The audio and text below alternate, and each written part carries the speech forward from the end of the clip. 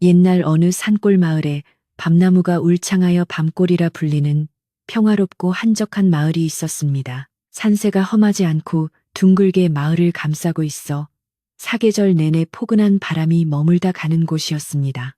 봄이면 진달래가 산허리를 붉게 물들이고 가을이면 집집마다 감나무의 붉은 홍시가 주렁주렁 매달려 풍요로움을 더했습니다. 마을 사람들은 대부분 대를 이어 이곳에서 농사를 짓고 살았기에 숟가락 개수까지 훤히 알 정도로 서로에 대해 모르는 것이 없었습니다. 해가 지면 집집마다 밥 짓는 연기가 모락모락 피어오르고 구수한 된장찌개 냄새가 골목을 타고 흐르는 그야말로 사람 사는 정이 넘치는 따뜻한 곳이었습니다. 이 마을의 가장 안쪽 대나무 숲이 뒤뜰을 병풍처럼 두르고 있는 기와집에는 송영감이라는 분이 살고 있었습니다. 송영감은 평생을 글을 읽고 자연을 벗삼아 살아온 선비 같은 성품을 지닌 노인이었습니다. 그는 목소리를 높이는 법이 없었고 누구에게나 하대하지 않고 존댓말을 쓸 정도로 예의가 바르고 점잖았습니다. 마을 사람들은 무슨 어려운 일이 생기거나 다툼이 일어나면 을의 송영감을 찾아가 지혜를 구하곤 했습니다. 그는 언제나 팻마루에 앉아 낡은 책을 넘기거나 마당의 핀들꽃을 바라보며 허허 웃는 그야말로 이 마을의 든든한 버팀목과도 같은 존재였습니다. 송영감에게는 눈에 넣어도 아프지 않을 귀한 손녀가 하나 있었습니다. 일찍이 자식들을 도시로 떠나보내고 적적하던 차에 방학 때마다 찾아와 재롱을 부리던 손녀는 그의 유일한 낙이었습니다. 이제 그 손녀가 어엿한 숙녀가 되어 곧 혼례를 앞두고 있었습니다. 송영감은 손녀가 시집가는 날 무엇이라도 하나 더 챙겨주고 싶은 마음에 밤잠을 설칠 정도였습니다. 비록 넉넉한 살림은 아니었지만 마음만은 누구보다 부자였습니다. 그는 손녀가 태어날 때부터 고이 간직해온 집안 대대로 내려오는 귀한 물건을 떠올리며 흐뭇한 미소를 짓곤 했습니다. 그 귀한 물건이란 바로 영롱한 초록빛을 띠는 옷가락지였습니다. 이 옷가락지는 송영감의 어머니가 며느리에게 그리고 그 며느리가 다시 송영감의 아내에게 물려준 유서 깊은 갑오였습니다. 아내가 세상을 떠나기 전 나중에 손녀가 시집갈 때 꼭 끼워주라며 신신당부하며 남긴 유품이기도 했습니다. 옷가락지는 짙은 녹색 빛깔 속에 은은한 흰 구름이 떠다니는 듯한 신비로운 무늬를 지니고 있었습니다. 송영감은 이 가락지를 볼 때마다 먼저 간 아내의 따뜻한 손길을 느끼는 듯하여 가슴 한구석이 뭉클해지곤 했습니다. 송영감은 이 옷가락지를 아무에게도 보여주지 않고 안방 장롱 깊숙한 곳, 그 중에서도 가장 안쪽 서랍에 있는 자개함에 넣어 보관했습니다. 붉은 비단 천으로 겹겹이 싸서 혹여나 흠집이라도 날까 애지중지했습니다. 가끔 날이 맑은 날이면 방문을 걸어 잠그고 혼자 꺼내어 부드러운 천으로 조심스럽게 닦으며 빛깔을 감상하곤 했습니다. 손녀의 손가락에 끼워질 그날을 상상하면 주름진 그의 얼굴에도 환한 빛이 돌았습니다. 그에게 옷가락지는 단순한 물건이 아니라 가족의 사랑과 역사가 담긴 소중한 마음 그 자체였습니다. 어느 날 오후 햇살이 따사롭게 마당을 비추고 참새들이 지저귀는 평화로운 시간이었습니다. 대문 밖에서 인기척이 들리더니 먼 친척 조카뻘 되는 칠성이가 들어왔습니다. 칠성은 읍내에서 이런저런 장사를 하다가 실패하고 지금은 마땅한 직업 없이 이리저리 떠돌며 소일하는 사람이었습니다. 성격이 괄괄하고 목소리가 크며 남에게 과시하기를 좋아하는 탓에 마을 사람들은 그를 조금 꺼리는 편이었습니다. 하지만 마음씨 좋은 송영감만은 갈 곳 없는 그를 내치지 않고 올 때마다 따뜻한 밥 한 끼를 먹여보내거나 차를 대접하곤 했습니다. 칠성은 마당에 들어서자마자 큰 소리로 인사를 건넸습니다. 송영감님 계십니까? 날씨가 참 좋습니다 하며 너스레를 떨었습니다. 송영감은 팻마루에 앉아 책을 읽다가 반갑게 그를 맞이했습니다. 어서 오게, 칠성이 자네 오랜만이구먼 하며 자리를 내어주었습니다. 칠성은 익숙한 듯 팻마루에 걸터 앉아 땀을 훔치며 오는 길에 본 마을 풍경이며 읍내 소식을 늘어놓기 시작했습니다. 송영감은 그저 허허 웃으며 그의 이야기를 들어주었습니다. 남들은 칠성을 허풍쟁이라 불렀지만 송영감은 그저 정이 고픈 사람이라 여겼기 때문입니다. 송영감은 칠성에게 시원한 오미자차라도 한 잔 내어주려고 자리에서 일어났습니다. 자네, 목이 마를 텐데 여기서 잠시 기다리게. 내 금방 차를 내오리다 하고는 부엌으로 향했습니다. 칠성은 감사합니다. 영감님 최고십니다. 하며 넙죽 인사를 했습니다. 송영감이 부엌으로 들어간 사이 마루에는 칠성 혼자 남게 되었습니다. 주위는 고요했고 가끔 바람에 흔들리는 풍경 소리만이 들려왔습니다. 칠성은 주위를 두리번거리다가 안방 문이 살짝 열려 있는 것을 보았습니다. 평소에는 닫혀 있던 문이었지만 오늘따라 환기를 시키느라 조금 열어둔 모양이었습니다. 부엌에서는 송영감이 찻잔을 달그락거리는 소리가 들려왔습니다. 칠성은 무의식적으로 열린 문틈으로 안방을 들여다보았습니다. 고풍스러운 자개장롱과 단정하게 정돈된 이불, 그리고 벽에 걸린 붓글씨 족자가 보였습니다. 칠성의 눈길이 화려하게 빛나는 자개장롱에 머물렀습니다. 그는 예전부터 송영감네 집에 귀한 물건이 많다는 소문을 들은 적이 있었습니다. 빛 독촉에 시달리던 그는 순간적으로 나쁜 마음이 스쳐 지나갔지만 고개를 세차게 흔들며 애써 시선을 돌렸습니다. 하지만 견물생심이라고 했던가요? 그의 눈은 자꾸만 방 안을 향했습니다. 잠시 후 송영감이 쟁반에 붉은 빛깔이 고운 오미자차 2잔을 들고 나왔습니다. 칠성은 아무 일도 없었다는 듯 태연하게 차를 받아 마셨습니다. 차가 참 시원하고 맛이 좋습니다.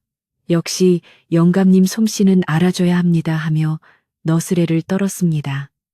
두 사람은 마주 앉아 차를 마시며 이런저런 이야기를 나누었습니다. 송영감은 곧 있을 손녀의 혼례 이야기를 꺼냈습니다. 우리 순이가 이제 시집을 간다네. 세월이 참 빠르지 하며 감회에 젖은 표정을 지었습니다. 칠성은 축하드립니다. 순이가 복이 많네요 하며 맞장구를 쳤습니다. 이야기를 나누던 중 칠성이 잠시 뒷간에 다녀오겠다고 일어섰습니다.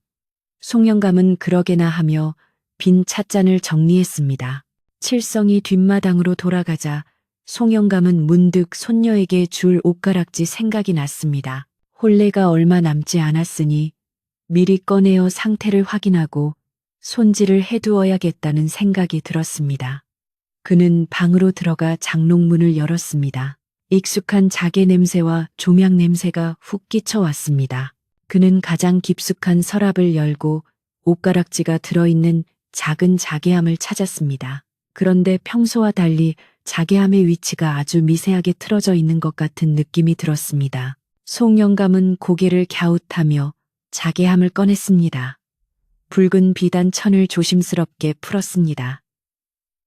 손끝이 살짝 떨려왔습니다. 마지막 매듭을 풀고 한 뚜껑을 여는 순간 송영감의 눈이 크게 뜨였습니다. 있어야 할 옷가락지가 보이지 않았습니다. 텅 빈 함 안에는 옷가락지를 감싸고 있던 하얀 속천만이 덩그러니 남아 있었습니다. 그는 자신의 눈을 의심하며 함을 거꾸로 들어 탈탈 털어보았습니다. 하지만 아무것도 나오지 않았습니다. 혹시나 하여 서랍 안쪽을 손으로 더듬어 보고 비단 천을 샅샅이 뒤져보았지만 가락지는 온데간데 없었습니다. 가슴이 쿵쾅거리기 시작했습니다. 송영감은 이마에 식은땀이 맺히는 것을 느꼈습니다. 내가 분명히 여기에 넣어두었는데 이게 도대체 어찌된 일인가 싶어 눈앞이 캄캄해졌습니다. 그는 방바닥에 엎드려 장롱 밑을 살피고 이불 사이사이를 뒤졌습니다. 건망증이 심해져서 다른 곳에 두었나 싶어 기억을 더듬어 보았지만 분명히 그 함에 넣어둔 기억이 또렷했습니다. 불과 사흘 전에도 꺼내어 보고 다시 넣어두었기 때문입니다. 방 안을 아무리 둘러보아도 외부인이 침입한 흔적은 없었고 창호지 문도 멀쩡했습니다. 그때 마당에서 칠성의 기침 소리가 들렸습니다. 뒷간에 갔던 칠성이 돌아온 모양이었습니다. 송영감은 황급히 방 밖으로 나갔습니다. 칠성은 마루 끝에 서서 먼 산을 바라보고 있었습니다. 송영감의 얼굴이 하얗게 질린 것을 보고 칠성이 물었습니다. 영감님, 어디 편찮으십니까? 안색이 아주 안 좋으십니다. 송영감은 떨리는 목소리를 애써 가다듬으며 마루에 걸터 앉았습니다. 아니네, 갑자기 현기증이 나서 그러네 하며 숨을 골랐습니다. 하지만 머릿속은 온통 사라진 옷가락지 생각뿐이었습니다. 송영감의 시선이 자연스럽게 칠성에게 머물렀습니다. 오늘 이 집에 들어온 사람은 칠성이 뿐이었습니다. 그리고 아까 자신이 차를 가지러 부엌에 갔을 때 칠성이는 마루에 혼자 있었습니다. 하지만 송영감은 고개를 저었습니다. 설마 칠성이가 그럴 리가 없지. 아무리 형편이 어렵다 해도 남의 물건에 손을 댈 사람은 아니라고 믿고 싶었습니다. 그러나 의심이라는 것은 한번 싹을 틔우면 걷잡을 수 없이 자라나는 법이라. 자꾸만 칠성의 행동 하나하나가 예사롭지 않게 보이기 시작했습니다. 칠성의 옷 주머니가 불룩해 보이기도 하고 눈빛이 어딘가 불안해 보이기도 했습니다. 칠성은 송영감의 시선을 느꼈는지 어색하게 웃으며 물었습니다. 영감님, 무슨 걱정거리라도 있으십니까? 저한테 말씀해 보십시오. 제가 도울 일이 있으면 돕겠습니다. 그 말에 송영감은 마음이 흔들렸습니다. 그냥 솔직하게 물어볼까? 아니면 내가 잘못 기억하는 것일까? 만약 칠성이가 가져가지 않았다면 큰 신뢰가 되는 일이었고, 만약 가져갔다면 돌려달라고 말하기도 난처한 상황이었습니다. 송영감은 평생 남을 의심해 본 적이 별로 없어 이런 상황에서 어떻게 처신해야 할지 몰라 당황스러웠습니다. 속은 타들어가는데 입은 떨어지지 않았습니다. 시간이 흐를수록 초조함은 더해만 갔습니다. 해는 서산으로 뉘엿뉘엿 넘어가고 있었고 칠성은 이제 그만 가보겠다며 자리에서 일어날 채비를 했습니다. 이대로 칠성이가 가버리면 옷가락지의 행방은 영영 묘연해질지도 모른다는 생각에 다급해졌습니다. 옷가락지는 단순한 재물이 아니라 아내의 유언이자 손녀의 행복을 비는 물건이었기에 절대 잃어버려서는 안 되는 것이었습니다. 송영감은 마른 침을 꿀꺽 삼켰습니다. 칠성이가 신발을 신으려고 허리를 굽히는 순간 송영감은 결심한 듯 입을 열었습니다. 그의 목소리는 평소처럼 차분하고 부드러웠지만 그 속에 담긴 떨림까지 감출 수는 없었습니다. 그는 최대한 칠성을 배려하여 그를 도둑으로 몰지 않으면서도 사실을 확인할 수 있는 가장 정중하고 조심스러운 표현을 골랐습니다. 직접적으로 가져갔느냐고 묻는 것은 사람의 도리가 아니라고 생각했기 때문입니다. 그저 혹시나 하는 마음에 실수로라도 보았을지 모른다는 가정하에 묻기로 했습니다. 그것이 송영감 나름의 배려이자 칠성의 자존심을 지켜주려는 노력이었습니다. 칠성이 자네. 송영감이 부르자 칠성이 신발을 신다 말고 고개를 들어 쳐다보았습니다. 네, 영감님, 말씀하십시오. 칠성의 눈은 맑아 보였습니다. 송영감은 그 눈을 바라보며 잠시 망설이다가 마음속에 맴돌던 말을 조심스럽게 꺼냈습니다. 혹시 말이네, 아까 내가 부엌에 갔을 때 마루나 방 근처에서 반짝이는 것을 못 보셨소. 내가 아끼던 옷가락지가 안 보여서 그러네. 송영감의 질문은 지극히 단순하고 순수했습니다.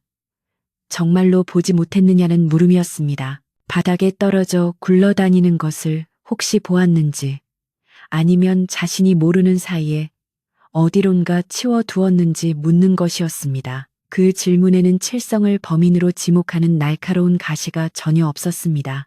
오히려 자신의 부주의함을 탓하며 도움을 청하는 어조에 가까웠습니다. 그러나 듣는 사람의 마음 상태에 따라 말의 무게는 달라지는 법입니다. 송영감은 이 부드러운 한마디가 불러올 엄청난 파장을 전혀 예상하지 못했습니다.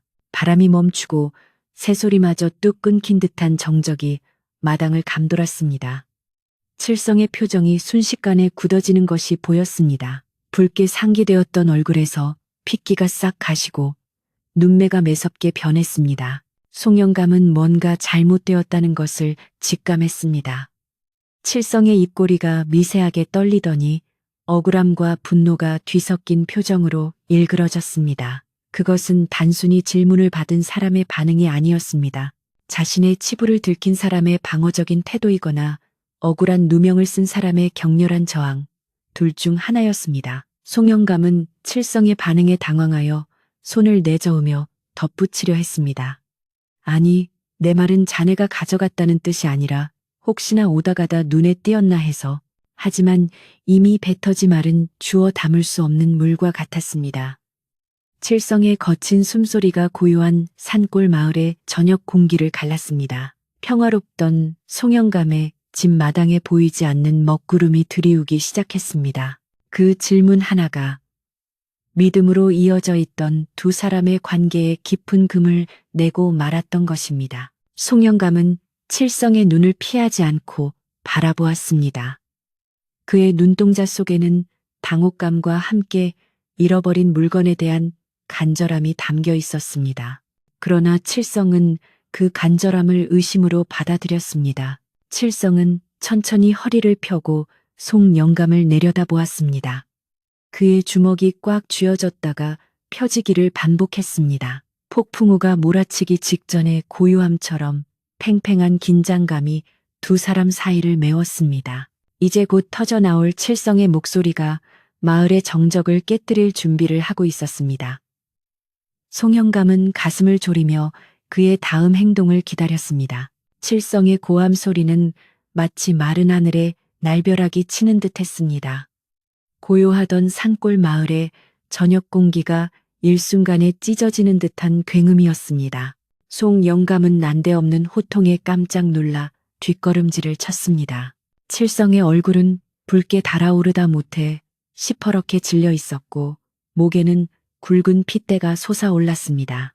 그는 마치 기다렸다는 듯이 혹은 오랫동안 참아왔던 울분을 터뜨리는 사람처럼 펄쩍 뛰며 소리를 질렀습니다. 방금 전까지 사람 좋게 웃으며 오미자차를 마시던 그 사람은 온데간데 없고 눈앞에는 성난 멧돼지 같은 사내만이 서 있을 뿐이었습니다. 지금 저를 도둑으로 모시는 겁니까? 예? 제가 아무리 가진 것 없고 읍내에서 푼돈이나 벌며 사는 놈이라지만 어떻게 친척 어르신 댁에 와서 물건에 손을 댄단 말입니까? 칠성은 가슴을 치며 억울함을 토해냈습니다. 그의 목소리는 담장을 넘어 골목 어귀까지 울려 퍼질 정도로 컸습니다. 송영감은 당황하여 손을 내저으며 그를 진정시키려 애를 썼습니다. 아니, 이 사람아, 내 말은 그런 뜻이 아니지 않은가. 그저 자네가 오가다 혹시 보았나 물어본 것일 뿐이네. 오해하지 말게. 하지만 송영감의 차분한 목소리는 칠성의 격한 고함 소리에 묻혀버리고 말았습니다. 칠성은 분이 풀리지 않는다는 듯 마당을 서성거리며 씩씩거렸습니다. 그는 송영감의 해명을 들으려 하지 않았습니다. 오히려 그 해명이 자신을 더 비참하게 만든다는 듯이 과장된 몸짓을 섞어가며 말을 이어갔습니다. 못 봤냐고 묻는 게 그게 바로 의심하는 겁니다. 이 집에 저 말고 누가 왔습니까? 단둘이 있었는데 없어진 물건을 저한테 물어보면 그게 저를 찍어놓고 하는 소리가 아니고 뭐란 말입니까? 칠성은 자신이 피해자라는 사실을 강조하며 더욱 기세를 올렸습니다. 사실 그의 주머니 속 깊은 곳에는 차마 꺼내지 못한 옷가락지가 싸늘한 냉기를 뿜고 있었지만 그는 겉으로는 세상에서 가장 억울한 사람의 탈을 쓰고 있었습니다. 송영감은 기가 막혀 말이 나오지 않았습니다. 평생을 남에게 싫은 소리 한 번 안 하고 살아온 그에게 이런 상황은 너무나 낯설고 고통스러운 것이었습니다. 그는 그저 잃어버린 물건이 아쉬워 지푸라기라도 잡는 심정으로 물어본 것인데 그것이 이토록 큰 화를 부를 줄은 꿈에도 몰랐습니다.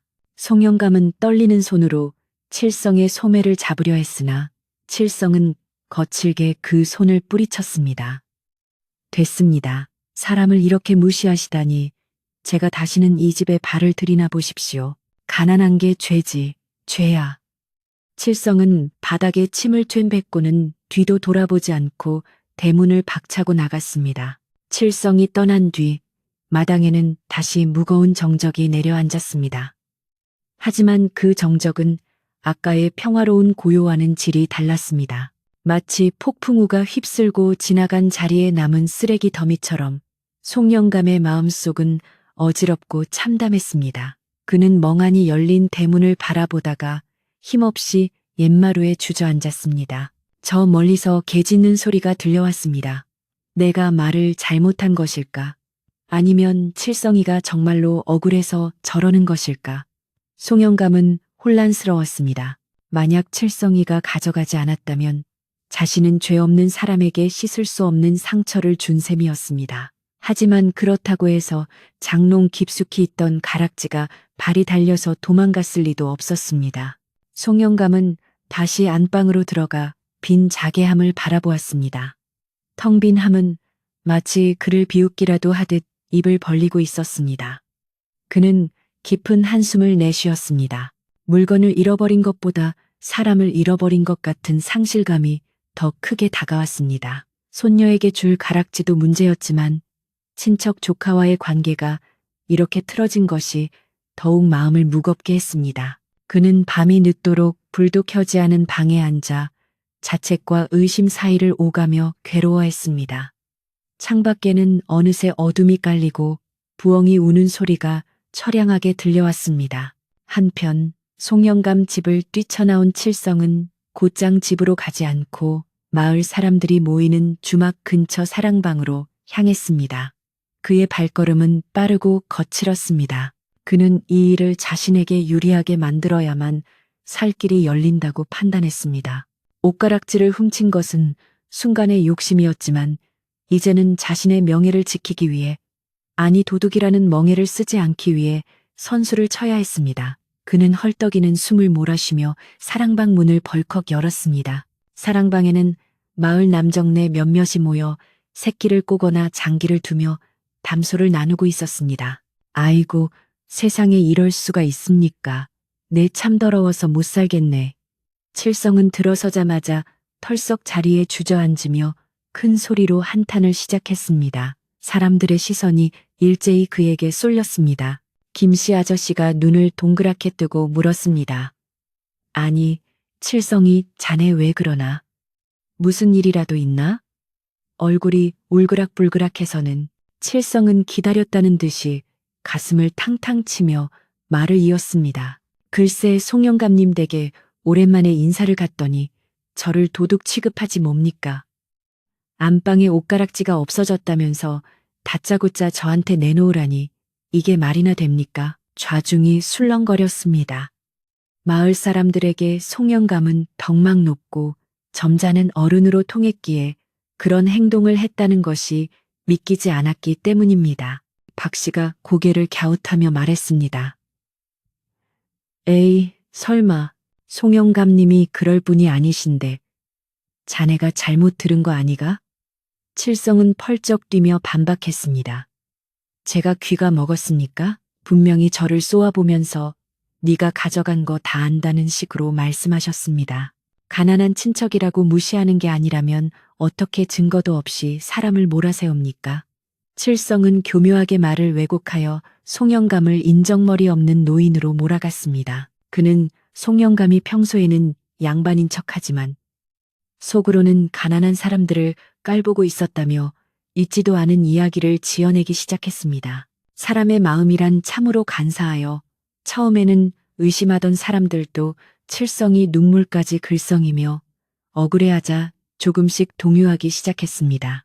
하긴 사람이 나이가 들면 노망이 들어서 엉뚱한 사람을 의심하기도 하지.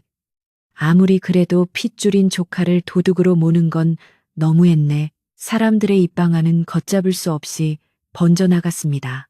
칠성은 그 반응을 살피며 속으로 쾌재를 불렀습니다.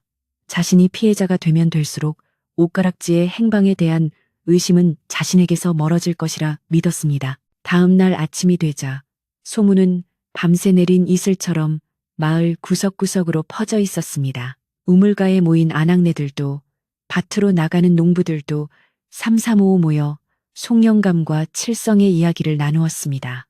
송영감이 칠성이 멱살을 잡고 도둑이야 했다며? 아니지. 칠성이가 훔치는 걸 봤다던데. 말은 옮겨질수록 살이 붓고 부풀려져 나중에는 전혀 다른 이야기가 되어 있었습니다. 송영감이 돈을 잃어버려 칠성이를 두들겨 팼다는 둥. 칠성이가 너무 억울해서 알아 누웠다는 둥. 허무맹랑한 소문들이 사실인 양 떠돌았습니다. 송영감은 평소처럼 아침 일찍 일어나 마당을 쓸고 있었지만 대문 밖을 지나가는 사람들의 시선이 예전과 다르다는 것을 느꼈습니다. 평소에는 밝게 인사하던 이웃들이 슬금슬금 눈을 피하거나 수근거리며 지나가는 것이었습니다. 그는 직감적으로 칠성이가 마을에 말을 퍼뜨렸다는 것을 알았습니다. 가슴이 답답하고 억울했지만 일일이 붙잡고 해명하는 것은 군자의 도리가 아니라고 생각했습니다. 그는 묵묵히 마당을 쓸었지만 빗자루질은 거칠어졌고 흙먼지만 부옇게 일어났습니다. 오후가 되자 송영감은 답답한 마음에 마을 어귀의 느티나무 아래로 나갔습니다. 그곳에는 평소 그가 의지하던 마을의 최고 어른인 왕 할머니가 앉아 계셨습니다. 왕 할머니는 허리가 굽어 지팡이 없이는 걷기도 힘든 분이었지만 90년 가까운 세월을 살며 쌓은 지혜로 마을의 크고 작은 분란을 잠재워 온 분이었습니다. 송영감은 왕 할머니 옆에 조용히 앉았습니다. 할머니는 송영감의 어두운 안색을 보더니 시씀 혀를 차며 먼저 말을 건넸습니다. 자네, 얼굴에 근심이 가득하구먼. 무슨 일이 있는 게지? 송영감은 잠시 망설이다가 지난밤에 있었던 일을 털어놓았습니다. 옷가락질을 잃어버린 일, 칠성이에게 물어본 일, 그리고 칠성이가 화를 내며 나간 일까지 숨김없이 이야기했습니다. 하지만 그는 여전히 칠성을 도둑이라고 단정짓지는 않았습니다. 그저 자신의 부덕함으로 인해 오해가 생긴 것 같아 마음이 아프다고 했습니다. 이야기를 듣는 내내 왕 할머니는 눈을 지그시 감고 고개만 끄덕였습니다. 바람이 나뭇가지를 흔들고 지나갔고 떨어진 나뭇잎 하나가 할머니의 무릎 위에 내려앉았습니다. 송영감의 이야기가 끝나자 왕 할머니는 천천히 눈을 뜨고 송영감을 바라보았습니다. 그 눈빛은 깊은 우물처럼 고요하고 맑았습니다. 할머니는 지팡이로 땅바닥을 툭툭 치며 나직하지만 힘있는 목소리로 말했습니다. 송영감, 듣게나 사람 마음이 꼬여 있을 땐 맑은 물음도 흙탕물로 들리는 법이네. 자네가 아무리 곱게 물었어도 찔리는 구석이 있는 자에게는 그것이 비수처럼 꽂혔을 게야. 할머니의 말에 송영감은 고개를 들었습니다. 마치 안개 속에서 길을 찾은 듯한 기분이었습니다. 왕 할머니는 말을 이었습니다. 성난 파도에 돌을 던져봐야 물만 더 튀길 뿐이지 지금은 나서서 잡으려 하지 말고 가만히 지켜보게. 도둑이 제발 저린 법이라. 죄 지은 놈은 가만히 있어도 제 입으로 떠들고 다니게 되어 있어. 자네가 지금 변명을 하러 다니면 오히려 칠성이 놈의 말에 힘을 실어주는 꼴이 될 걸세. 왕할머니의 통찰력은 날카로웠습니다. 칠성이가 왜 그렇게 과민하게 반응하고 동네방네 소문을 내고 다니는지 그 속내를 훤히 꿰뚫어 보고 있었던 것입니다. 그럼 제가 어찌해야 하겠습니까?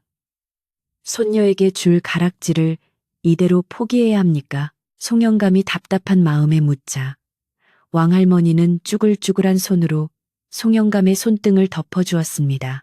따뜻한 온기가 전해져 왔습니다. 아닐세, 찾을 수 있어. 다만 급하게 서두르지 말라는 게야. 흙탕물이 가라앉아야 바닥이 보이는 법이지. 칠성이란 놈은 원래 속이 좁고 참을성이 부족하니 분명 제풀에 지쳐 꼬리를 드러낼 때가 올 걸세. 그때까지 자네는 귀를 닫고 입을 닫고 평소처럼 대쪽같이 지내게. 그게 이기는 길이야. 왕 할머니의 조언은 송영감의 가슴에 깊은 울림을 주었습니다. 그는 억울함에 급하게 나서서 칠성을 찾아가 따지거나 마을 사람들에게 해명하려 했던 자신의 조급함을 반성했습니다. 진실은 말로 싸워서 얻는 것이 아니라 시간이 흐르면 자연스럽게 드러나는 것임을 깨달았습니다.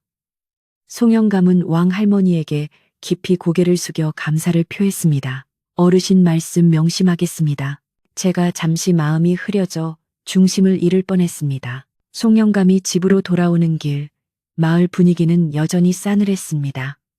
길가에서 마주친 칠성이 패거리들이 송영감을 보며 킬킬거리는 소리가 들렸습니다. 칠성은 멀리서 송영감을 보더니 보란듯이 어깨를 펴고 큰 소리로 떠들었습니다. 사람이 겉만 봐서는 모른다니까. 양반 체면에 도둑 누명이 웬 말이냐고. 그의 목소리는 송영감의 귀를 찌르는 듯했지만 송영감은 왕할머니의 말씀을 떠올리며 표정 하나 바꾸지 않고 묵묵히 걸음을 옮겼습니다. 집으로 돌아온 송영감은 마루에 앉아 칠성이가 앉았던 자리를 바라보았습니다. 의심은 확신으로 변해가고 있었지만 증거가 없이는 아무것도 할 수 없었습니다.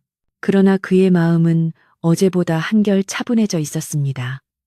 그는 이제 싸움이 아니라 기다림을 선택했습니다. 칠성이가 스스로 무너질 때를 기다리며 송영감은 묵묵히 일상을 지켜내기로 다짐했습니다.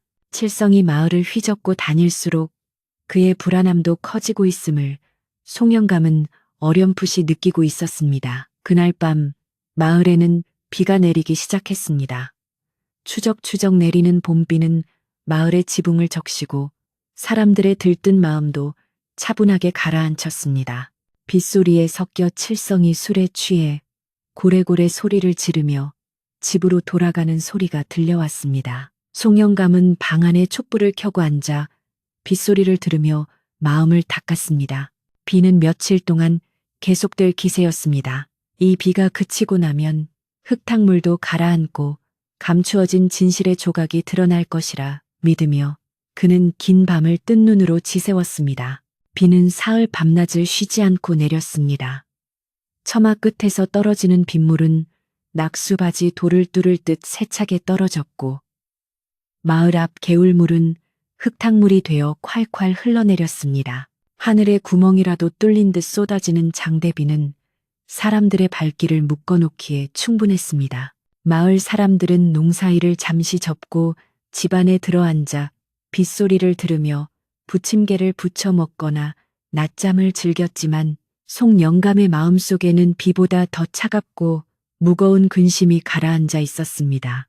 밖에서 들려오는 빗소리가 마치 자신의 어리석음을 꾸짖는 회초리 소리처럼 들려 잠을 이룰 수가 없었습니다. 안방 장롱 속 빈자개 함을 볼 때마다 가슴 한구석이 뻥 뚫린 듯 시려왔고 억울하게 도둑으로 몰렸다며 길길이 날뛰던 칠성의 표정이 눈앞에 어른거려 책장조차 넘길 수가 없었습니다. 칠성은 비가 오는 와중에도 멈추지 않았습니다. 오히려 내진 날씨를 핑계 삼아 동네 사랑방을 제 집 드나들듯 돌아다니며 송영감에 대한 험담을 멈추지 않았습니다. 비에 젖은 옷을 입고 술에 취해 비틀거리며 마을 어귀의 주막에 들어가서는 송영감이 자신을 얼마나 무시했는지 없는 죄를 어떻게 뒤집어 씌웠는지 침을 튀기며 떠들어댔습니다. 내가 돈이 없지 가오가 없나 양반이면 다야? 사람을 그렇게 짓밟아도 되는 거냐고. 그의 목소리는 빗소리를 뚫고 사람들의 귀에 콕콕 박혔습니다. 사람들은 처음에는 반신반의했지만 칠성이 워낙 강경하게 나오자 점점 송영감의 실수를 기정사실로 받아들이는 분위기였습니다. 송영감이 원래 깐깐하잖아. 나이 드니 의심만 늘어서 생사람 잡는 거지. 이런 수군거림이 빗물처럼 마을 전체로 스며들었습니다. 어느 날 오후 비가 잠시 소강 상태를 보이며 부슬비로 바뀌었을 때였습니다. 대문 밖에서 칠성의 고함 소리가 들려왔습니다. 영감님, 계십니까? 제 말 좀 들어보십시오. 술기운이 가득한 목소리였습니다.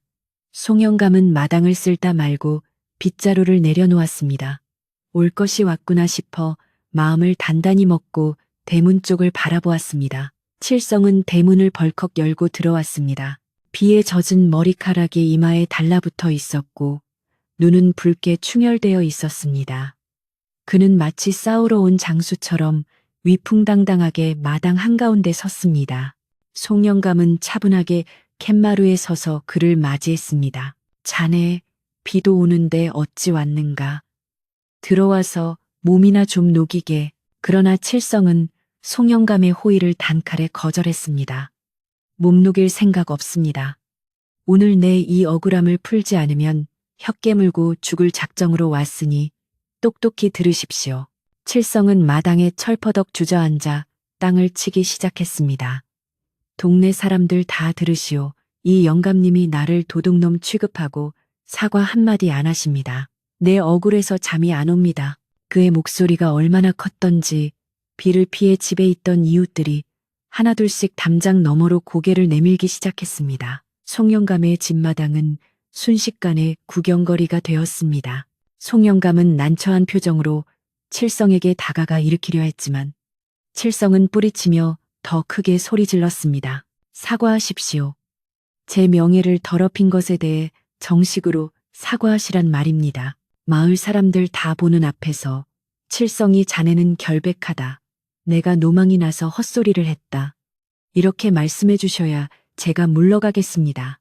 칠성의 요구는 도를 넘고 있었습니다. 단순히 오해를 푸는 수준이 아니라 송영감을 굴복시키고 자신의 위세를 세우려는 속셈이 뻔히 보였습니다. 담장 너머에서 구경하던 마을 사람들도 수군거리기 시작했습니다.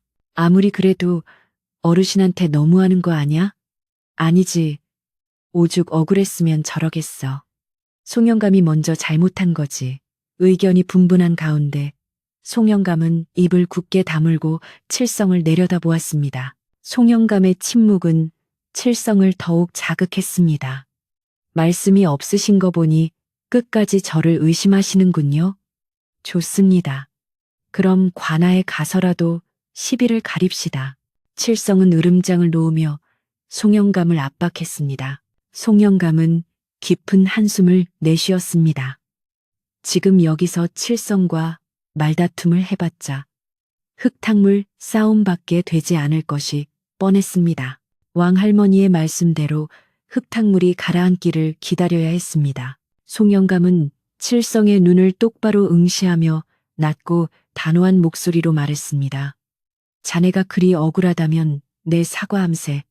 내 눈이 어두워 자네를 불편하게 했다면 미안하네. 그러니 이제 그만 돌아가게. 송영감의 사과는 담백했지만 칠성이 원하던 굴복과는 거리가 멀었습니다. 칠성은 뭔가 찜찜한 표정을 지었습니다. 자신이 원한 것은 송영감이 벌벌 떨며 용서를 비는 모습이었는데 오히려 송영감은 여전히 당당하고 품이 있어 보였기 때문입니다. 칠성은 콧방귀를 뀌며 자리에서 일어났습니다. 이제야 말이 좀 통하는군요. 진작 그러셨으면 서로 얼굴 붉힐 일 없었잖습니까? 그는 짐짓 승리감에 도취된 척하며 옷을 털었습니다. 하지만 그의 눈동자는 여전히 불안하게 흔들리고 있었습니다. 거짓으로 쌓아 올린 승리는 모래성처럼 위태롭다는 것을 본능적으로 알고 있었기 때문일 것입니다. 칠성이 돌아가고 난 뒤 송영감은 비에 젖은 마당을 멍하니 바라보았습니다. 칠성의 행동은 도를 넘었지만 그만큼 그가 필사적이라는 증거이기도 했습니다. 정말로 훔치지 않았다면 저토록 과민하게 반응하며 사과를 강요할 필요가 없었을 것입니다. 오히려 담담하게 결백을 주장하거나 섭섭함을 토로하는 정도였을 것입니다. 송영감은 칠성의 행동에서 역설적으로 확신을 얻었습니다. 분명 칠성이가 가져갔다. 그리고 지금 그 물건은 칠성의 수중에 있다. 문제는 그것을 어떻게 증명하느냐는 것이었습니다. 강제로 몸수색을 할 수도 없는 노릇이고 심증만으로는 도둑으로 몰 수 없었습니다. 다음 날도 비는 그치지 않았습니다. 습기를 머금은 공기가 방 안까지 들어와 이불을 눅눅하게 만들었습니다. 송영감은 탄마루에 앉아 빗소리를 들으며 차를 마시고 있었습니다. 그때 대문이 삐거덕 열리더니 칠성이 다시 나타났습니다. 이번에는 술에 취하지 않은 맨정신이었습니다. 그는 쭈뼛거리며 마당으로 들어섰습니다. 영감님, 어제는 제가 술김에 실수를 좀 했습니다. 비도 오고 갈 곳도 마땅찮아. 잠시 비 좀 피하다 가도 되겠습니까? 어제와는 딴판으로 비굴할 정도로 공손한 태도였습니다. 아마도 어제 받아낸 사과로 인해 자신이 이겼다고 생각하고 이제는 다시 예전처럼 송영감의 덕을 보려는 심산인 듯 했습니다. 송영감은 칠성을 내치지 않았습니다. 그러게나 마루에 올라와 함께 송영감은 칠성에게 자리를 내어주었습니다. 칠성은 신발을 벗고 캔마루 끝에 걸터 앉았습니다. 그의 옷은 낡은 모시 적삼이었는데 빗물에 젖어 살이 비칠 정도로 얇아져 있었습니다. 칠성은 연신 고맙습니다를 연발하며 송영감의 눈치를 살폈습니다. 송영감은 짐짓 아무렇지 않은 척 책을 읽는 시렵을 했지만 그의 온 신경은 칠성의 일거수일투족에 집중되어 있었습니다. 칠성은 편안해졌는지 다리를 꼬고 앉아 콧노래를 흥얼거렸습니다. 그때였습니다. 칠성이 자세를 고쳐 앉으려다 신발끈이 풀린 것을 발견했습니다. 그는 투덜거리며 허리를 깊숙이 숙여 신발끈을 묶기 시작했습니다. 비에 젖은 갯마루 바닥이 미끄러웠는지 몸이 기우뚱했습니다. 그 순간 칠성의 헐렁한 소매 안쪽에서 무언가가 툭 하고 칠성의 품 안쪽 주머니로 떨어지는 듯한 묵직한 움직임이 보였습니다. 얇은 모시적삼 안주머니가 축 늘어지며 어떤 물체의 윤곽이 드러났습니다. 빗물에 젖어 투명해진 옷감 사이로 희미하지만 분명한 푸른 빛이 번쩍였습니다. 송영감의 눈이 매섭게 빛났습니다. 아주 짧은 순간이었지만 송영감은 놓치지 않았습니다. 그것은 분명 옷가락지였습니다. 동그란 형태와 특유의 짙은 녹색 빛깔, 그것은 돌멩이나 동전 같은 잡동사니가 낼 수 있는 빛이 아니었습니다. 수십 년을 곁에 두고 닦아온 물건이기에 송영감은 단번에 알아볼 수 있었습니다. 칠성은 황급히 옷매무새를 다듬으며 가슴팍을 손으로 눌렀습니다. 그리고는 곁눈질로 송영감을 살폈습니다. 송영감이 책에 시선을 고정하고 있는 것을 확인한 칠성은 안도의 한숨을 내쉬었습니다. 송영감의 가슴이 세차게 뛰기 시작했습니다. 저기 있었구나. 내 가락지가 바로 저놈 품 속에 있었어. 분노가 치밀어 올라 당장이라도 칠성의 멱살을 잡고 품을 뒤지고 싶었습니다. 이놈, 그게 무엇이냐 하고 호통을 치고 싶었습니다. 하지만 송영감은 입술을 깨물며 참았습니다.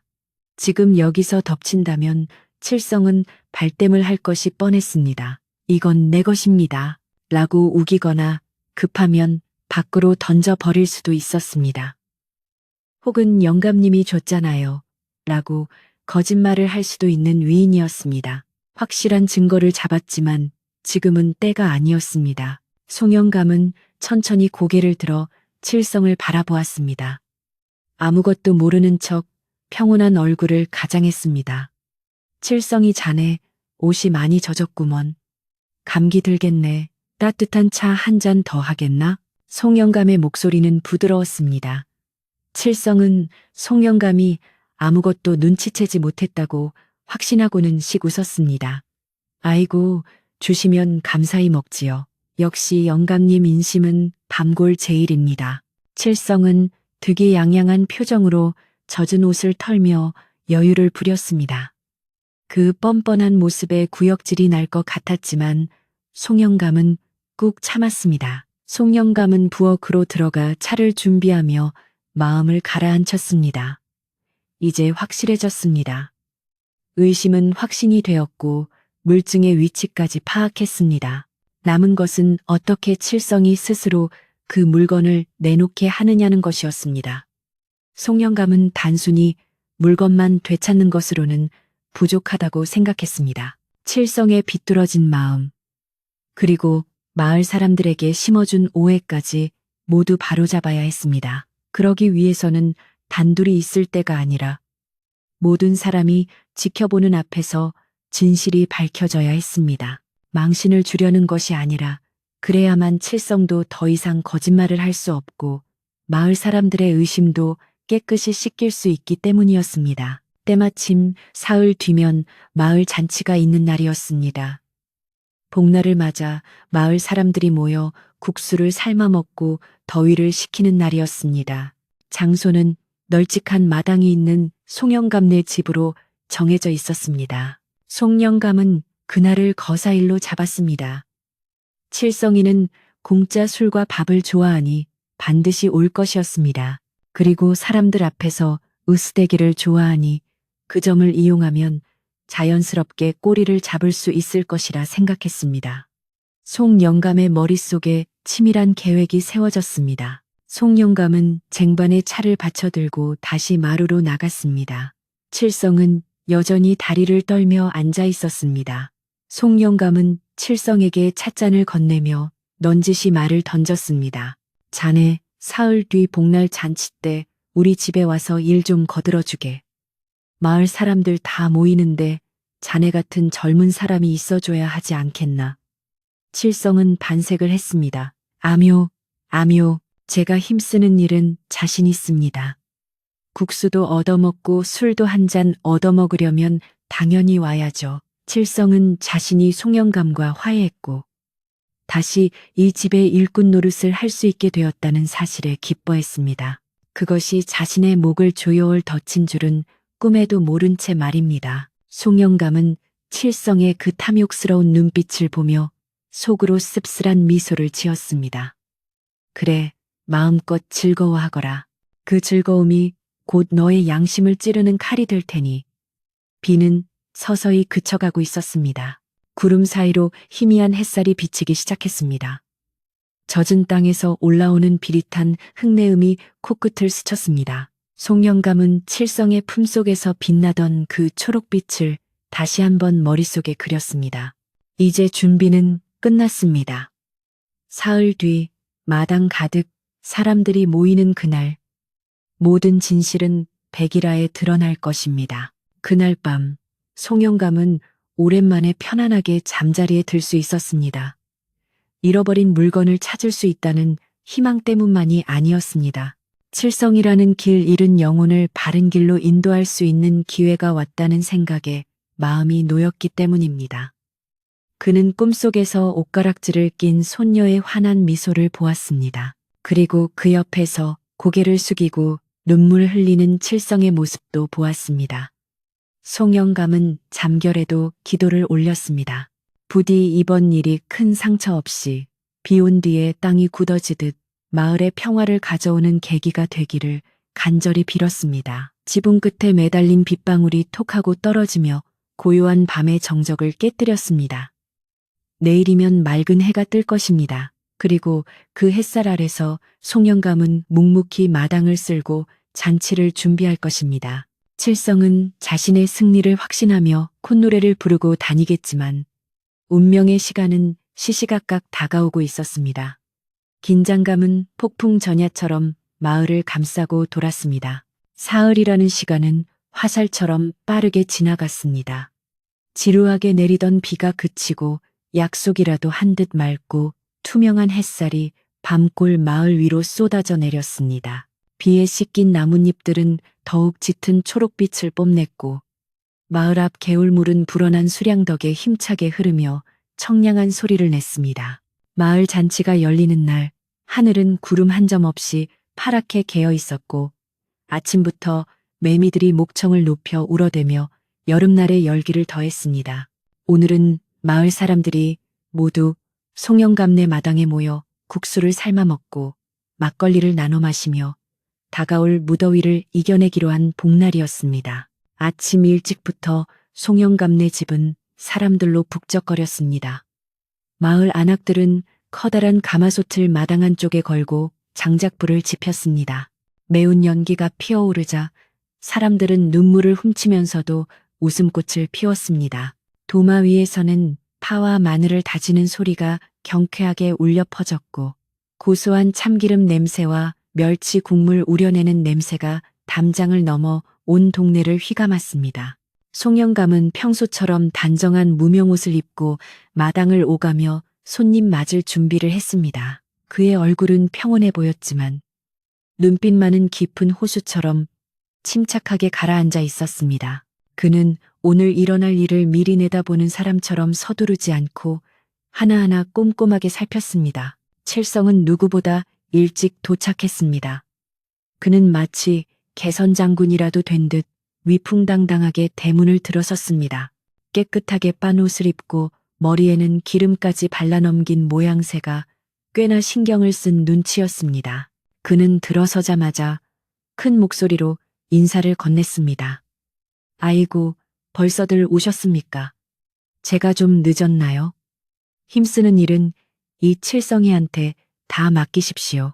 그는 팔을 걷어붙이고 무거운 멍석을 나르고 장작을 패며 부지런을 떨었습니다. 마을 사람들은 그런 칠성을 보며 저 사람 송영감이랑 화해하더니 사람이 달라졌네 하며 칭찬을 아끼지 않았습니다. 칠성은 사람들의 칭찬을 즐기며 으쓱한 어깨를 감추지 못했습니다. 점심때가 가까워지자 마을 사람들이 속속들이 모여들었습니다. 마당에 깔린 멍석 위에는 소반들이 줄지어 놓였고 김이 모락모락 나는 국수 그릇들이 날려졌습니다. 하얀 국수 위에 호박볶음과 달걀 지단이 고명으로 올라가 먹음직스러웠습니다. 사람들은 둥글게 둘러앉아 국수를 후루룩거리며 덕담을 주고받았습니다. 올여름 더위는 이걸로 싹 달아나겠네. 송영감님 덕분에 배가 호강 안에 그려 왁자지껄한 소음 속에 웃음소리가 섞여 마을은 생기로 가득 찼습니다. 칠성은 상석에 가까운 자리를 차지하고 앉아 주위 사람들에게 술을 권하며 잔치의 주인공 행세를 했습니다. 술이 몇 순배 돌자 분위기는 더욱 무르익었습니다. 칠성의 얼굴도 술 기운에 불그스름하게 달아올랐습니다. 기분이 좋아진 칠성은 목소리를 높여 며칠 전의 일을 다시 꺼내기 시작했습니다. 허허, 생각해보면 참 웃긴 일 아닙니까? 사람 살다 보면 물건을 잃어버릴 수도 있고 깜빡할 수도 있는 건데 서로 오해가 있어서 얼굴 붉히고 말이야. 그는 짐짓 송영감을 이해한다는 듯 너그러운 척을 했습니다. 우리 송영감님이 연세가 있으시니 그럴 수 있죠. 제가 젊은 놈인데 이해해야지 어쩌겠습니까? 안 그렇습니까? 여러분? 마을 사람들은 국수를 먹다 말고 엉거주춤 고개를 끄덕였습니다. 칠성의 말이 듣기 거북했지만 좋은 날 분위기를 깨고 싶지 않아 적당히 맞장구를 쳐주었습니다. 그래, 칠성이가 마음이 넓네. 송영감님도 이제 마음 놓으시겠어. 사람들의 호응에 칠성은 더욱 신이 났습니다. 그는 젓가락을 허공에 휘저으며 말을 이었습니다.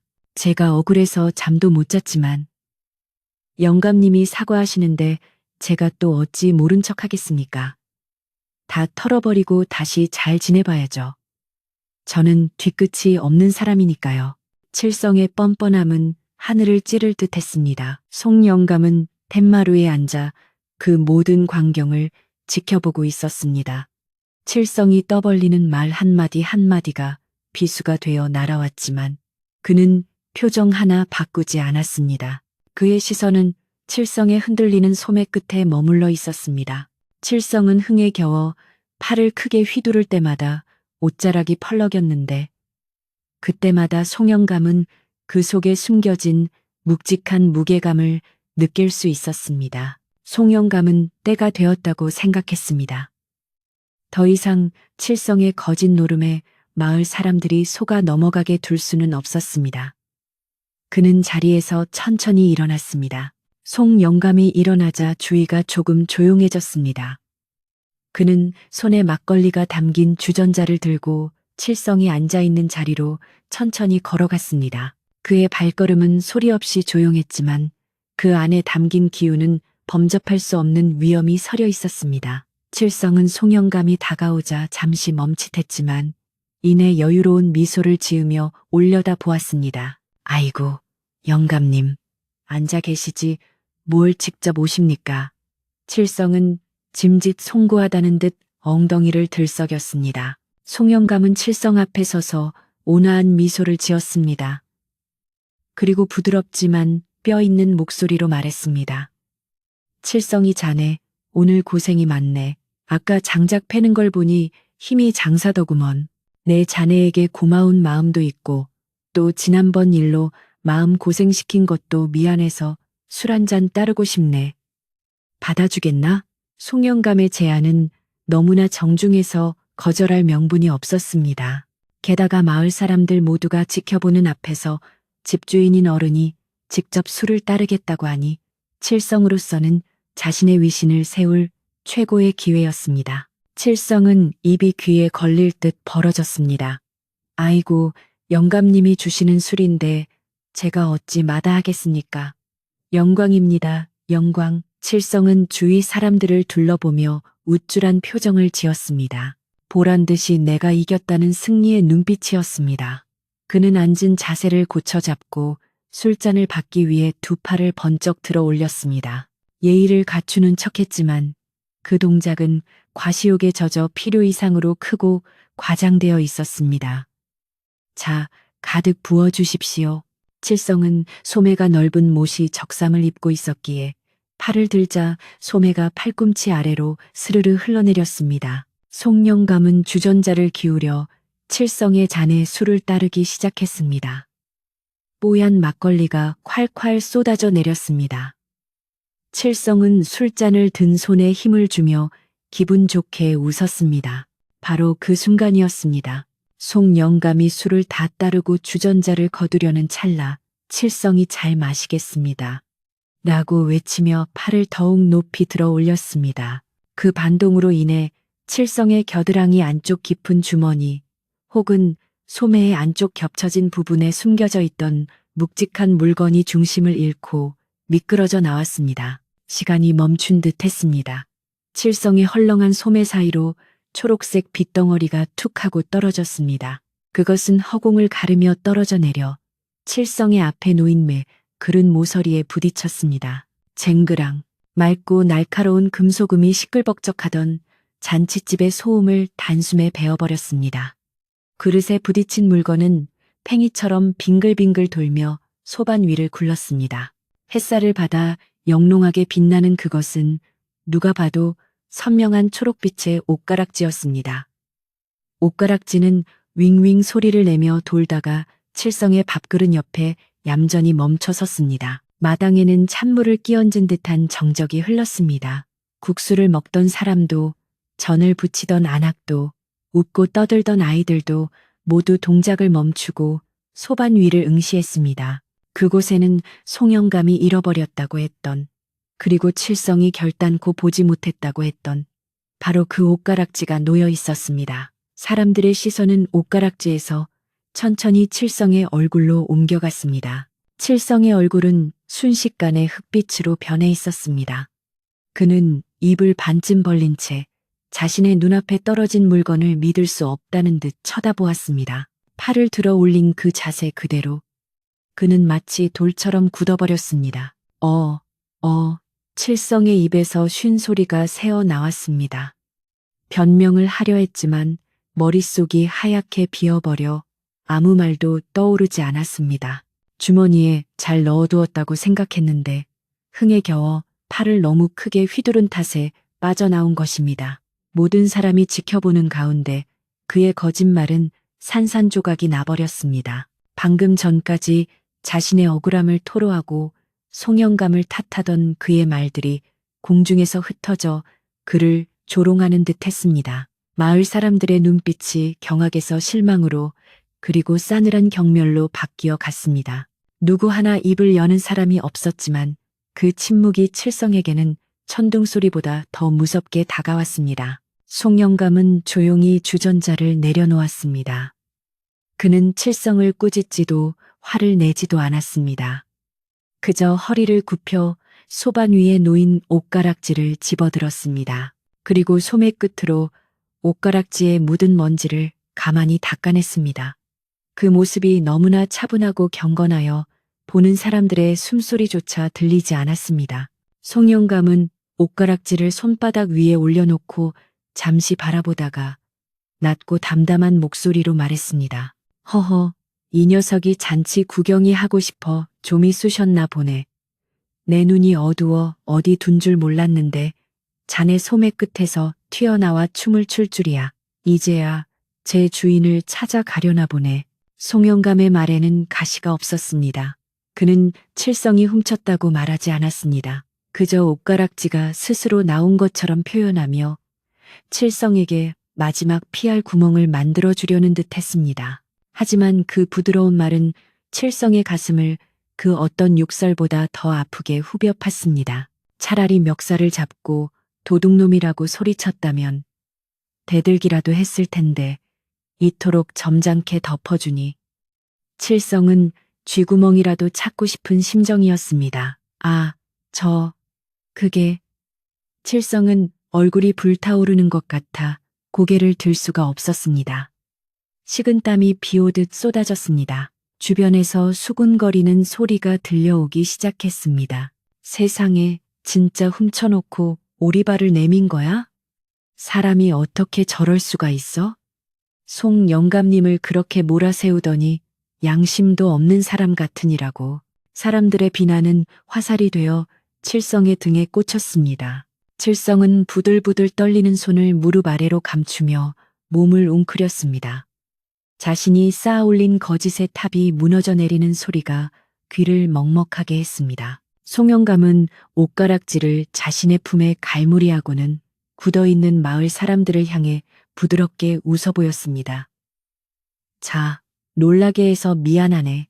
잃어버린 물건도 찾았고 날도 좋으니 국수 불기 전에 어서들 드시게. 잔칫날의 분위기가 가라앉으면 쓰나. 송영감은 짐짓 아무 일도 아니라는 듯 분위기를 수습하려 했습니다. 하지만 한번 깨진 흥은 쉽게 돌아오지 않았습니다. 사람들은 칠성을 힐끔거리며 불편한 기색을 감추지 못했습니다. 그러나 송영감의 뜻을 알기에 하나둘씩 어색하게 숟가락을 들기 시작했습니다. 칠성은 더 이상 그 자리에 앉아 있을 수가 없었습니다. 가시방석에 앉은 듯 엉덩이가 들썩거렸습니다. 그는 슬그머니 자리에서 일어났습니다. 도망치듯 자리를 피하려는 그를 잡는 사람은 아무도 없었습니다. 그는 고개를 푹 숙이고 누구와도 눈을 마주치지 않은 채 뒷걸음질 쳤습니다. 대문 쪽으로 향하는 그의 뒷모습은 들어올 때의 당당함은 온데간데 없고 한없이 초라하고 작아 보였습니다. 그의 귀에는 여전히 옷가락지가 풀그릇에 부딪히던 쟁그랑 소리가 이명처럼 맴돌고 있었습니다. 송영감은 멀어지는 칠성의 뒷모습을 안타까운 눈으로 바라보았습니다. 물건은 찾았지만 사람의 마음을 다치게 한 것은 아닌가 하는 씁쓸함이 남았습니다. 그러나 이것은 칠성이 스스로 감당해야 할 몫이었습니다. 거짓으로 남을 해하려던 자가 겪어야 할 부끄러움의 무게를 그는 지금 온몸으로 느끼고 있을 것이었습니다. 마당에는 다시 젓가락 달그락거리는 소리가 들려왔지만 그 소리는 아까보다 훨씬 조심스럽고 낮았습니다. 햇살은 여전히 눈부시게 내리쬐고 있었지만 칠성이 앉았던 빈자리에는 서늘한 그림자만이 길게 드리워져 있었습니다. 마을의 가장 어른인 왕 할머니가 지팡이를 짚고 다가와 송영감의 손을 잡았습니다.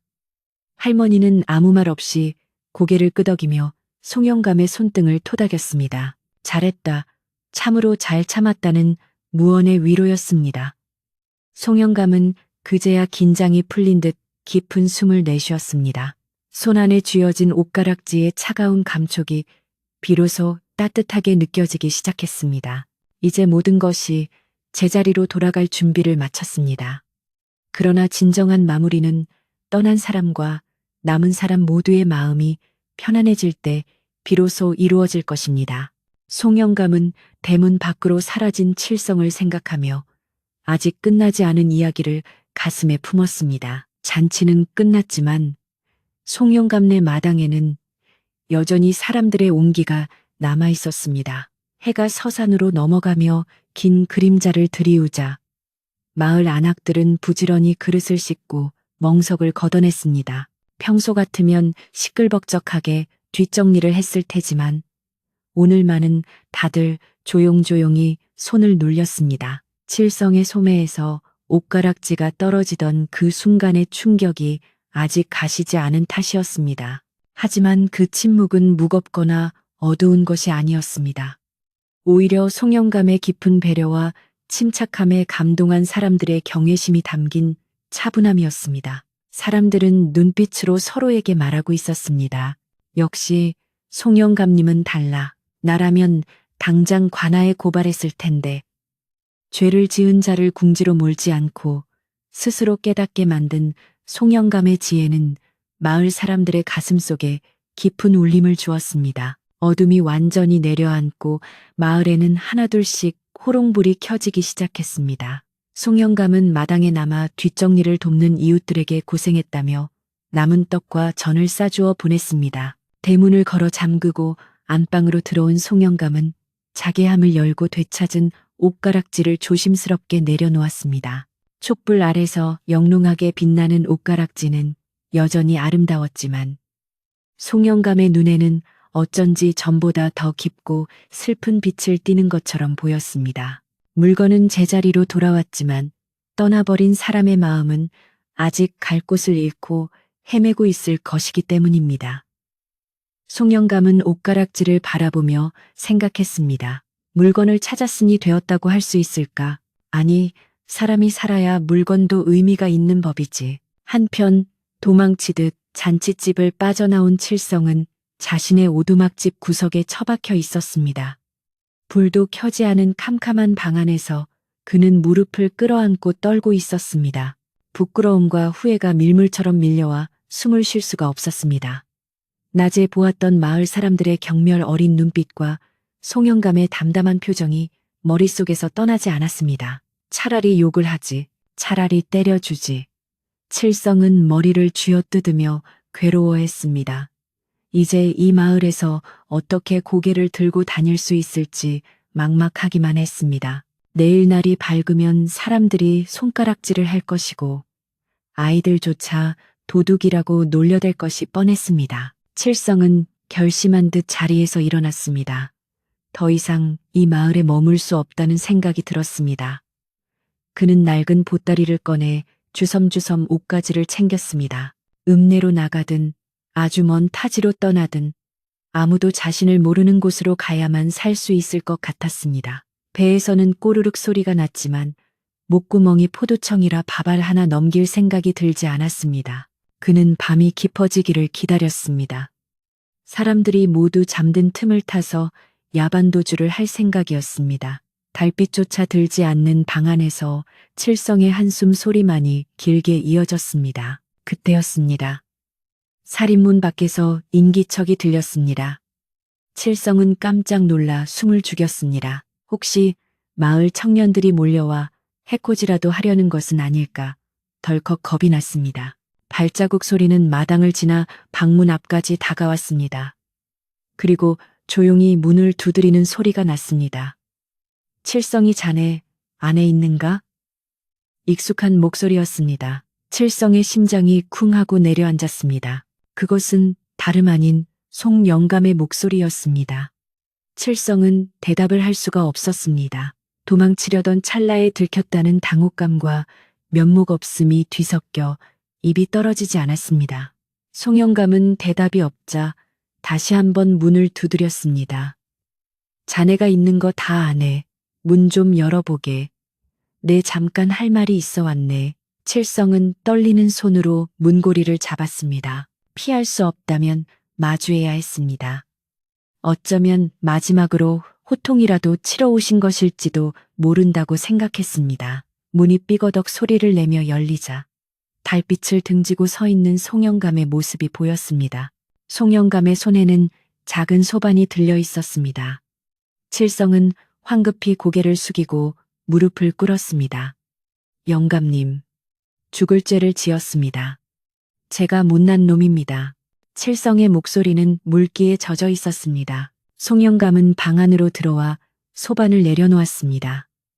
소반 위에는 따뜻한 국밥 한 그릇과 잘 익은 김치, 그리고 잔치 때 남은 떡이 정갈하게 담겨 있었습니다. 송영감은 방구석에 놓인 칠성의 보따리를 곁눈질로 보았지만 안은 채하지 않았습니다. 대신 그는 칠성의 어깨를 가만히 두드렸습니다. 밥은 먹고 떠나야지. 아무리 급해도 빈속으로 가면 쓰나. 송영감의 목소리에는 질책이나 비난이 섞여 있지 않았습니다. 그저 자식을 걱정하는 어비의 마음처럼 따뜻하고 뭉클했습니다. 칠성은 고개를 들어 송영감을 바라보았습니다. 영감님의 눈가에는 주름이 가득했지만 그 눈빛은 한없이 자애로웠습니다. 칠성은 참았던 눈물을 터뜨렸습니다. 굵은 눈물방울이 바닥으로 뚝뚝 떨어졌습니다. 영감님, 제가 미쳤었나 봅니다. 빚에 쪼들리다 보니 순간 눈이 뒤집혀서 그런데도 저를 관아에 넘기지도 않으시고 이렇게 밥까지 챙겨주시다니요. 칠성은 흐느끼며 말을 잇지 못했습니다. 자신이 저지른 짓이 얼마나 어리석고 비열했는지, 그리고 송영감의 그릇이 얼마나 큰지 뼈저리게 느끼는 순간이었습니다. 송영감은 칠성에게 숟가락을 쥐어주며 말했습니다. 사람은 누구나 실수를 하는 법이네. 중요한 건 그 다음이지. 자네가 오늘 흘린 그 눈물이면 족하네. 옷가락지는 다시 돌아왔고 내 마음도 다친 곳 없으니 자네도 이제 짐을 내려놓게. 송영감은 잠시 말을 멈췄다가 창밖의 달을 바라보며 말을 이었습니다. 물건은 차가운 돌덩이일 뿐이지만 사람의 마음은 따뜻한 피가 도는 것이지. 돌덩이 때문에 사람을 일어서야 되겠는가.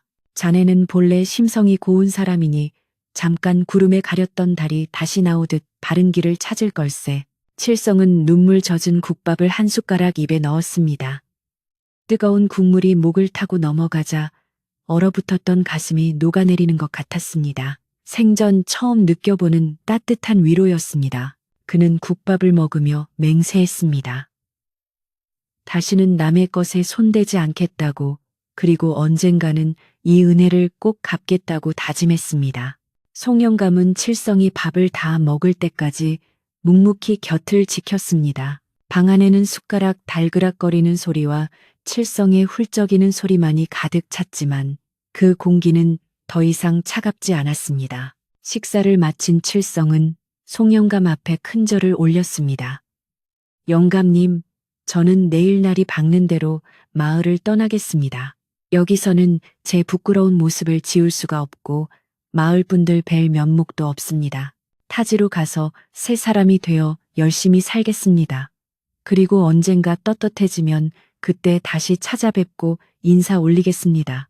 칠성의 결심은 확고해 보였습니다. 송영감도 고개를 끄덕였습니다. 지금 당장은 떠나는 것이 칠성에게도 마을 사람들에게도 편안한 길일 수 있겠다는 생각이 들었습니다. 송영감은 품에서 작은 쌈지 하나를 꺼내 칠성의 손에 쥐어 주었습니다. 가서 정착하려면 노자가 필요할 걸세. 많지는 않지만 요긴하게 쓰게. 그리고 어디를 가든 밥 굶지 말고 정직하게 땀 흘려 살게나. 칠성은 극구 사양했지만 송영감의 강권에 못 이겨 쌈지를 받아들었습니다. 묵직한 쌈지에서 전해지는 송영감의 진심에 칠성은 다시 한번 오열했습니다. 그는 송영감의 손을 잡고 한참을 울다가 깊은 밤이 되어서야 보따리를 메고 마을을 나섰습니다. 송영감은 마을 어귀까지 배웅을 나갔습니다.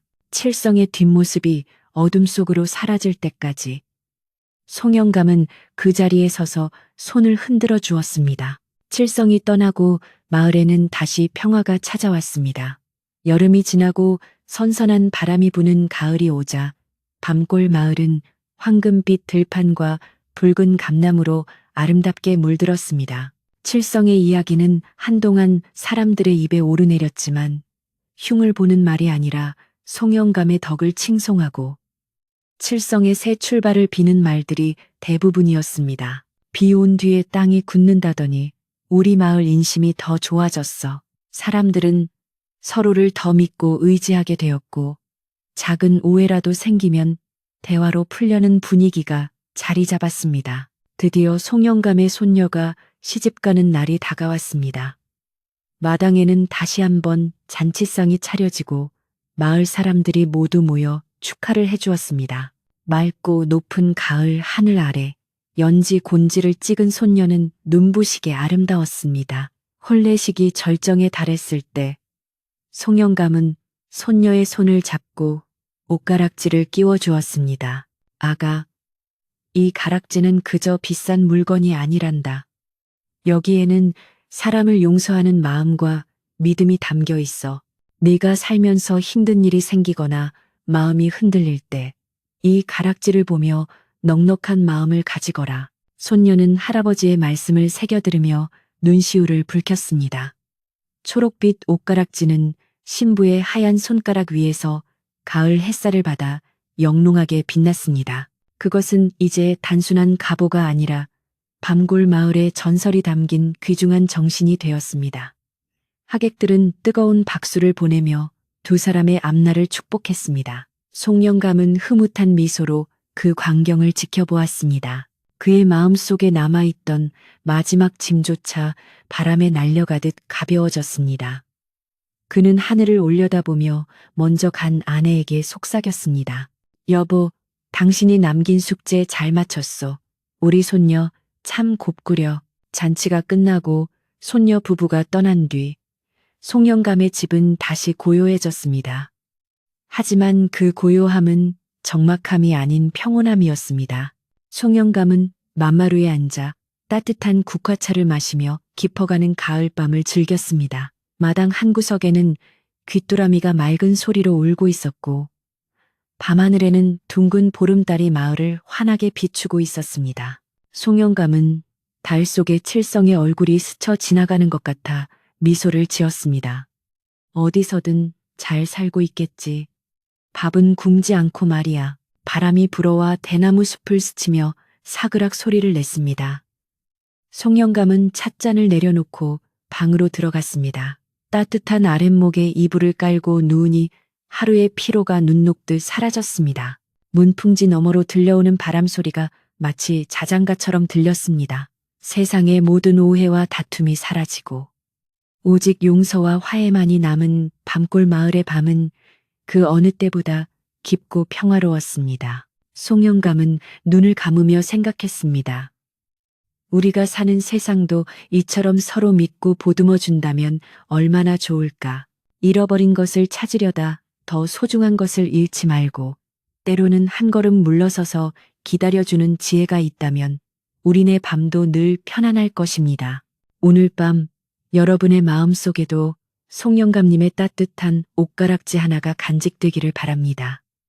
걱정은 잠시 내려놓고 달빛처럼 은은하고 포근한 꿈 꾸시기를 바랍니다.